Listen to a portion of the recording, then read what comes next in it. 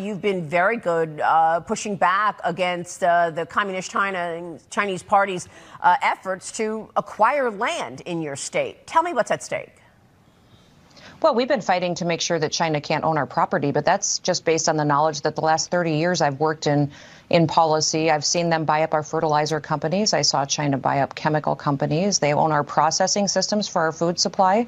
Very concerned that if they buy the land, they will complete that cycle. And when they control our food, they will control us. Now, remember everything that China does every day to undermine America.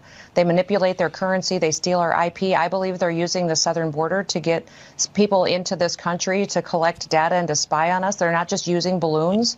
They're using every tool that they have. And that's the people of the CCP that are in here gathering information in our communities that they will use against us.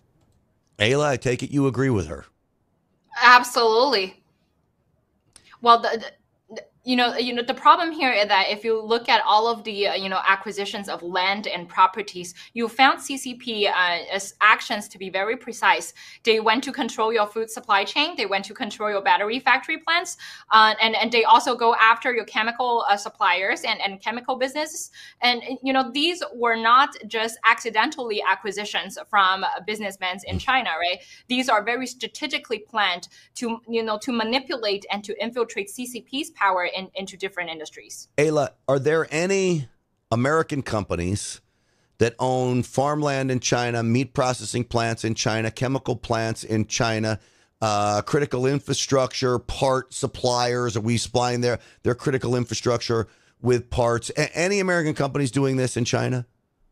No, absolutely not. And in fact, that Grant, a small tip here that if there are critical, even with farmlands, if there are farmlands with great qualities and great, and quality of lands and great weathers, most of these land was actually controlled by the Chinese Communist Party itself. So even with farmers in China, they will not be able to obtain, the lands themselves because it was all CCP state controlled, let alone business.